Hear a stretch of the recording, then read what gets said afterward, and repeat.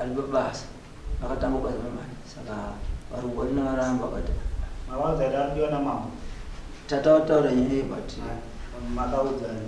mama bwele mangani na mama watu muzongeka na maya makuza itakatata ukaita nyinga mwana. Wozi mwana ka wozi pakabuda ka abantu pakabuda nyaye ye yekuti mwana akabatwa nezvikomba.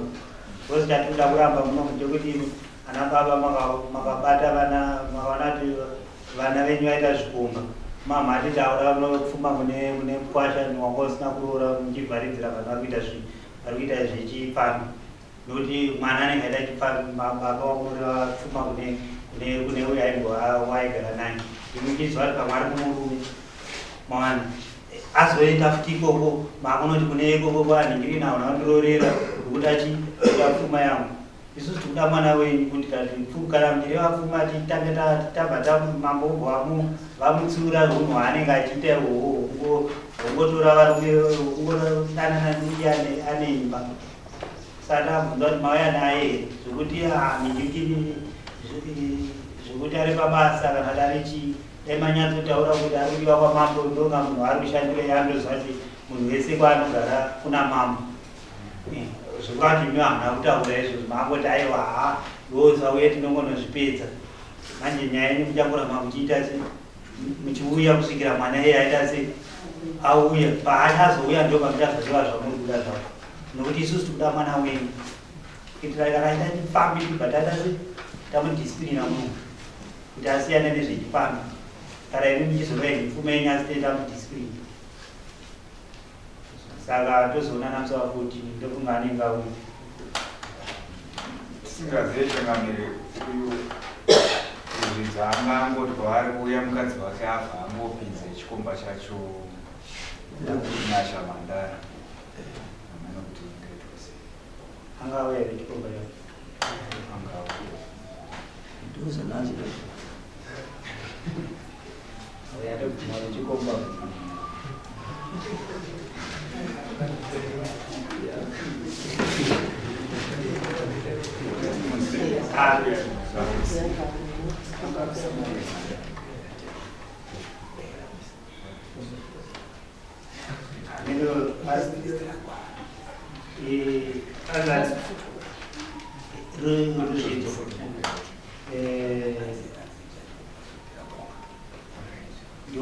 Dua mangalila anda mene jadi sama dengan benar.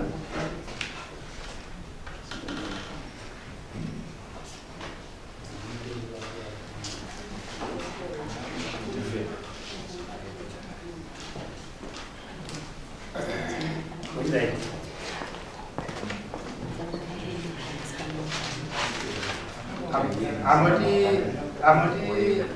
begini sebenarnya dan blessing tege blessing kan tege blessing tege belum sih cije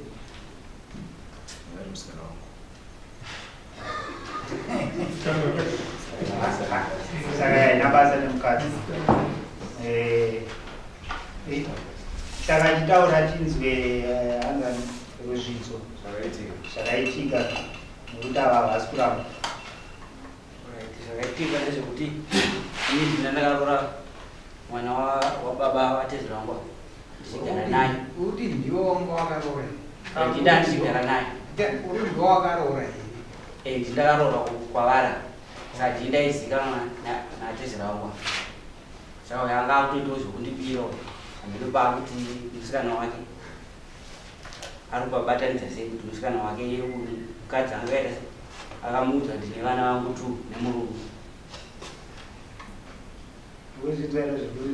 chitanga kuti anana kubva chimuchikoro kusvika nditoro. Okay, aiwa adipoka kuti anotaura ega pamwe uri kunyemba kuti mukadzi wako yari ndiwo wakatomutorera mukadzi wake. akazikanwa miratinzwa taurera kuzvinzwisisa but chirikuitika ndechekuti musikana takadana kubvira kudhara ende angasina kududza kuti ane murume but akandudza zvekuti iye ane mwana ndozvinhu zvakakwanisa kuti achitanga kusangana naye amukudhada nemwana wani chete ndozvakakudza mimi na two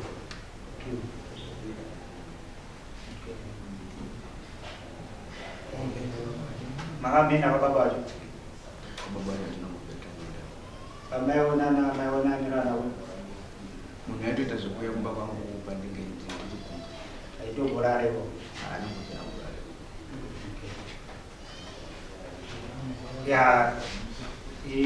tongoti akamwanga usingazivi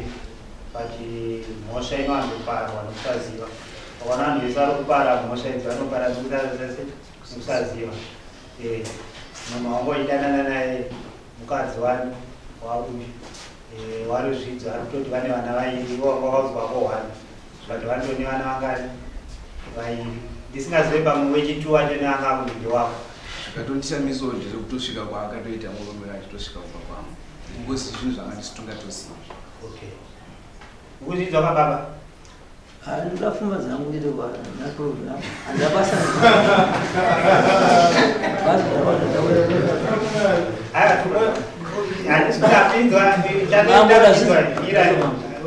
anamutenga iri kana tinoenda kushedza ikudoka techida kuti muzive hunhu unoitwa nevana vedu hatisi kuti pfuma yako hakuita sei haupuwe but tikutaura kuti tiri kuti mwana wako futi inzenza inzenza chaichaivo saka apa vatoni wako vashatuka hawaka wana saka taraniki vamusoro ipapo ndofunga ndovakatirasike zvishoma kana kuti one zvishoma nyaya ndinendapinda naye mudare muno samuteka iri inenge iri yekuti ndoda pfuma yangu saka ndinendine tarisiro yekuti kana ndakufamba panyaya yangu ndinonangana nezvepfuma then kana pane imwe zvikomba kana yekurovana kwavo mudzimba vachitwanyana vachidii inopinda zvakare asi yangu yepfuma ndainzwa kuti ndinoiwana here kana kuti handiiwani ndosaka imwani kana ndosachiti kana tipinda mudare ngatiteererei handitika ndofunga tati nyaya yepfuma munoiwana asi kuti muiwane unge mwana wenyu aripo because isusu toda kuona mwana wacho pane zvatichada kumubvunza tichizomurayira ndobva mati hapo patati munozoyamisa va14 ava kutongogaro zvavo apa nyaya yakutopinda yaye vanhu vaida avo ndo yaatopo ndaona pazvonzi mazvinzwera panzi mazvinzwera atezvana zvaita kuti ndifungidzire kuti zvaakureva kuti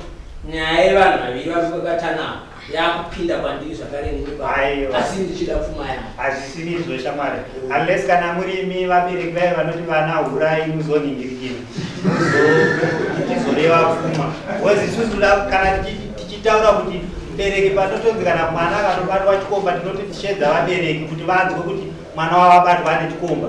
anoshedzwa mubereki muno mudare kuti anzwe kuti mwana wake akabatwa ane chikomba kutoti azoita zvokuudzirwa saka isusu tikumuudza kuti ndosati ati dai mwana ake anga aripo pamwe ari kunyemba kuti pamwe hasi keblessing wacho nevari kufunda nekuti hapo ndosati ati kana aripo but uya haasi kuramba ndosati ati nyaya yetakuitonga nekuti haasi kuramba ari kutobvuma kuti aiva musikana wangu asi apara mhosva nekuti haasi kuzviziva akanyeperwawo asi kuti tochizwa kuti akanyeperwa ere ndoke futi mwana wacho aripo pamwe achazokutaura kuti ari kundinyepata aitoziva kuti murume wangu ari kuna zvitaura mwana eye ndo pana ndiega kuramba ndiseketudza kuti kana ndiripo seizvozvi ndapinda nenyaya yangu ndichiti inini ndikuda pfuma kumukwasha wangu ndobva ndazowana inini mukati menyaya yangu kuda pfuma maane vamwe vari kukakatana kana kuti vari kuyeone mwana wangu varipo ipapa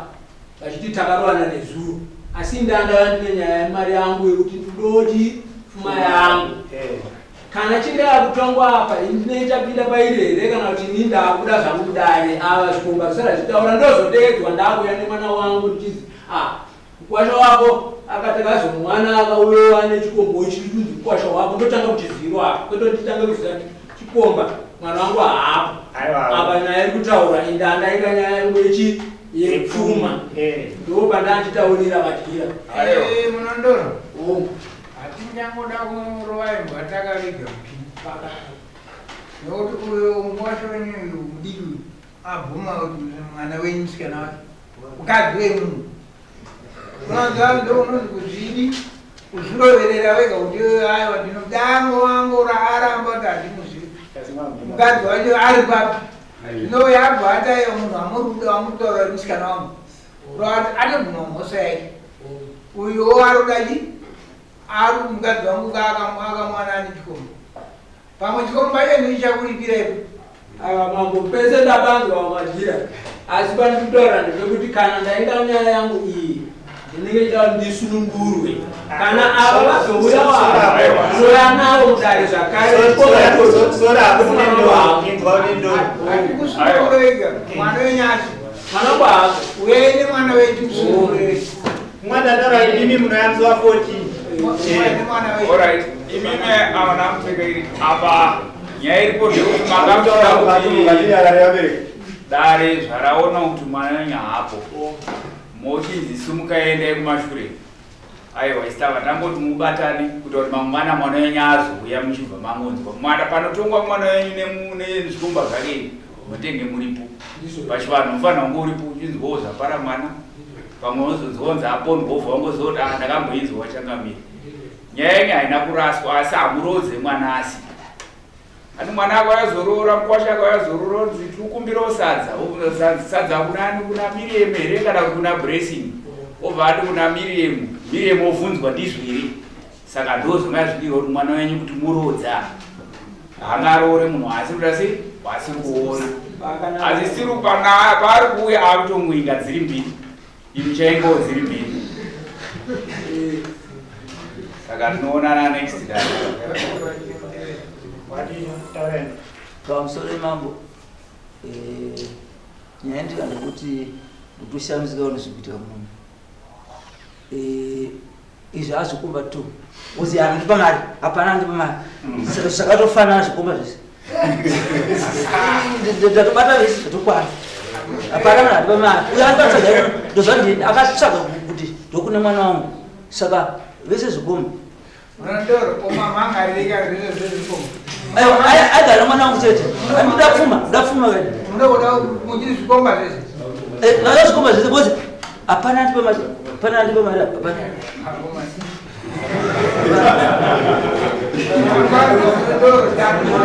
muende mwana wenyu vakoti ogarapo otaura narume ake totena mambo za6 mwari vandikomborera kuti ndibate zvikomba zvi thank you thank you madam saka shamari mukadzi zvadakuita nyaya inzango musa 14 mukadzi aripo weitonzwa kuti zvakamira sei pamwe achataurawo zvimwe iye aripo tonyatsonzwa kuti zvakamira sei kuti titonge zvinezvi uyo abvumawo kuti musikana wake pamwe makarambana tichaziva saka zvesezvo zvichazobuda musi unoda sei unouya ipapo kuti tizoona kuti zvakamira sei saka moya musi wataingoipedza uyo abvuma saka mungoziva kuti nenyaya 2 kuti chakabatita sechingofambiswa mahara kaikandirauya makavati munoya nemwana wenyu vakazvinzwira vaenda havana kuya nemwana wacho tichadzoka futi voregeza futi kuya nemwana wacho pane nyaya iwo zvapo iwo hausi kuramba kana vada tiipedze tochikwadza kuti vachipa listika nokuti nyaya yavo ndeyerora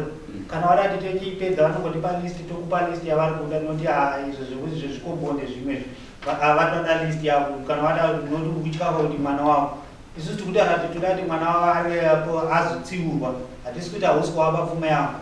but tudati azotsiurwa namambo kuti asiyane nenyaya yekudanana nevanhu tutu chinodiwa chipini ichochi kana ati mese muri varume wangu chaachipini kuna mambo kuti mukadzi akuita varume tu here saka ndozvatakutodiro ndoti pamwe ndingangowanawo chipini takawanawo mombe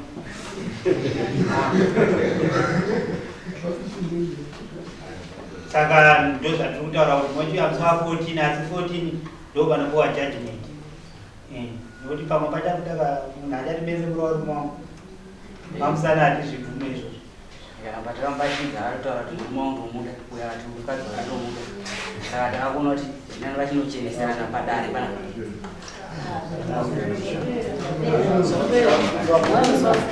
Anatwa 14. Amuteka iri moya nelisi yenyasi kuda kuzosutambidza utambisa nguva.